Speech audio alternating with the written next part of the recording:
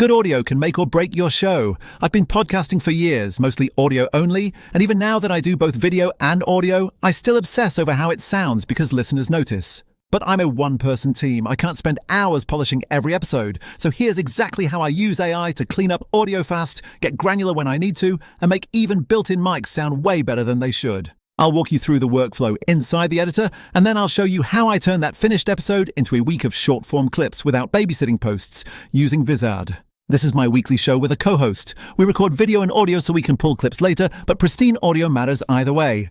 I'm jumping into the editor now, and the first place I go is the AI tools. That's where you get the biggest wins up front. I always start with removing silences, and I apply it to every track. You can set how fast you want the overall pace to feel, and it'll even tell you the number of pauses and how much time it's cutting. For a full-length episode, I stick to a middle setting so the conversation still breathes. If I'm cutting vertical content for TikTok or Reels, I go aggressive because those first 5 seconds need to snap. You can also remove filler words and unwanted sounds. Personally, my co-host and I don't need heavy filler removal every time, so I sometimes skip that. But if I bring on a guest who leans on ums and you-knows, I'll absolutely flip it on. There's also a fluff finder that flags sections that drifted off topic.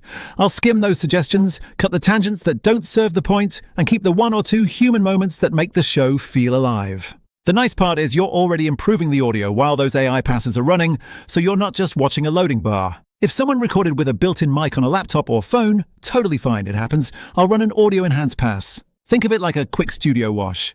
It reduces background noise, tames room echo, and evens out harshness so it sounds closer to a treated space. I don't crank it on a good mic chain. I keep it around that sweet spot where it sounds clean without that weird underwater vibe. One thing I do apply almost every time is Smart Mute. I'll pop open the individual track view so you can see it work. Smart Mute automatically silences a person's track when they're not speaking. It clears keyboard clicks, HVAC hum, desk taps, chair squeaks, basically the chaos you don't notice while recording, but definitely notice when listening. The result is that, wow, this sounds tidy feeling right away. Whether you recorded video or audio only, you'll see a full transcript of the session, and that's where editing gets fast. I love text-based edits because it's so much quicker than hunting a waveform. If I want a sentence gone, I select it and hit delete. Silences show up as dots. Filler words and mouth noises show up with little squiggles. You can zap those manually too. When I want to get super granular, I zoom into the waveforms for me and my co-host side by side. If the silence remove a clip to breath or the start of a word, I just drag the edge back and restore it. If there's crosstalk where we overlapped, I'll trim the tail on the non-speaker's track right where the handoff happens. You can marquee select any click, bump, or desk thud and delete. Everything stays in sync as you edit, so you're not fighting drift or realigning tracks. Next, I dial in each voice. Over on the tracks panel, every person has their own lane. I'll ride levels to match loud, soft speakers if needed, and if one guest recorded in a hollow room, I'll apply the enhancement just on that track. For tone, EQ presets are clutch. If someone sounds muddy because of their mic or room, I'll pick a crisp and clear curve to carve out low-mid build-up. If the voice feels muffled, there's a preset for that too. If I want a little more body, I'll add a touch of low end, but I'm careful not to turn it boomy. For sharper voices, a gentle high cut tames those piercing highs and sibilants. Rule of thumb, tiny moves. The goal is natural, not radio filter cosplay. I'll also add intro music to make the episode feel like a show. There's a royalty-free library, or you can upload your own track. I like to set the in point right where the beat or main phrase hits so it feels intentional. I'll move it to the start of the timeline, drop the volume so it doesn't compete with voices, and add a quick 2-second fade in and a 4-second fade out. If your show has segments or a sponsor break, just add another bed where it belongs. Keep the background low, it should warm the space, not fight your conversation. And here's the neat bit: if you recorded video, all your audio edits apply to the video cut automatically. So once the audio feels dialed, I can bring video back in, and everything I did, silence removal, smart mute, EQ, the music bed, lives on the video timeline too. When I'm happy, I export both. For video, I'll choose the highest quality the footage supports, up to 4K if we shot it. For audio, I like to export a lossless WAV for archive or future processing and an MP3 for my podcast host. You can export the video first, keep editing, and then export the MP3 without losing any of your settings, captions, or brand elements you added earlier. So that's how I get a clean, punchy episode without syncing hours. But real talk, a polished episode on your hard drive isn't growth.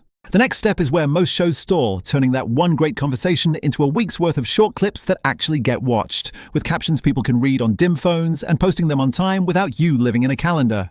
That's where I hand things to Vizard. I drag the master episode into Vizard and hit auto-editing viral clips. This is the switch from I edited an episode to I publish at scale. Vizard scans the conversation and surfaces the exact moments that stop thumbs. A crisp claim, a do this instead, flip, a tiny how-to, a neat cliffhanger. It trims wind-ups, dead air, filler, reframes for vertical so you don't chop mouths or hide faces under platform UI, and avoids watermark zones so your captions have a clean lane. From one episode, I typically get 8 to 12 shorts I'm actually excited to post. Captions are where half of short form fails. If they aren't readable on a dim phone with sound off, you're done. Vizard's captions are synced to your delivery, so they breathe with your voice, not half a beat behind. I set my style once. Bold, legible font, high contrast highlight with a thin stroke, safe zones so text never sits on lips or collides with app buttons. Human line breaks where you'd naturally pause, and only 1 to 3 keywords highlighted per sentence so it reads like emphasis, not confetti. I save that as a template and apply it across the batch. 2 minutes of setup and now everything looks intentional. Branding is just as fast. I toggle a progress bar, color match it to my palette, drop a small corner logo, and add a 3-second outro with a soft CTA. I save that as a brand template so every future clip inherits the same polish without me thinking about it. Then I stop trusting my future self to remember to post. Vizard's content calendar is where you go from we should post more to it already posted. I drag my 8 to 12 clips into a simple weekly rhythm. Monday a bold claim, Tuesday a do this instead, Wednesday a mini story, Thursday an objection buster, Friday a social proof or teaser. I flip auto-schedule across TikTok, IG Reels, YouTube Shorts, and LinkedIn. If something timely hits in my niche, I just drag that clip to the top. Vizard reshuffles the rest so nothing gets buried. If you have a team, this is where chaos ends. Notes live at exact timestamps. Shorter open here, bigger captions there. Trim this filler phrase. Vizard, if someone rewrites a hook in the transcript, the cut updates automatically. Version history keeps A/B tests clean. No more final so V6 do not move. No more late night re-exports because you forgot to normalize audio somewhere. Here's a weekend plan you can steal. Saturday morning, run your episode through the editor. Remove silences, optionally clean filler and fluff. Apply smart mute, do light EQ per voice, add intro music with a 2-second fade in and 4-second fade out. Then export your video master and an MP3. Saturday afternoon, take a break. Don't overpolish. Ideas and clarity beat overproduction. Sunday morning, open Vizard, import the master, hit auto-editing viral clips, pick 8 to 12 that start strong and end clean, set your caption style once, and add your brand template. Sunday afternoon, drag the batch into your calendar, map Monday through Friday, flip auto-schedule across platforms. Done.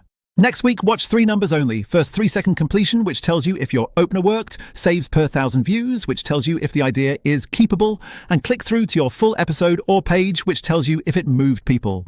If a clip dies in the first 2 seconds, rewrite that 1-sentence hook and recut. If a clip gets saved a lot, copy its caption emphasis pattern. Verbs first, numbers highlighted, punchy line breaks, into your next batch. That's the game.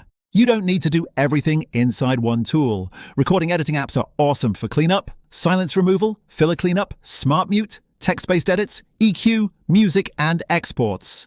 They're perfect for getting a clean episode quickly. They just stop at the episode. Vizard picks up the second half, finding hooks, making captions readable anywhere, enforcing a reusable brand look across a dozen clips, and posting on schedule so you don't have to. Clean the long episode fast, then let Vizard turn it into a publish on Rails system. That's when your show stops being, we posted a podcast, and starts being, we're growing.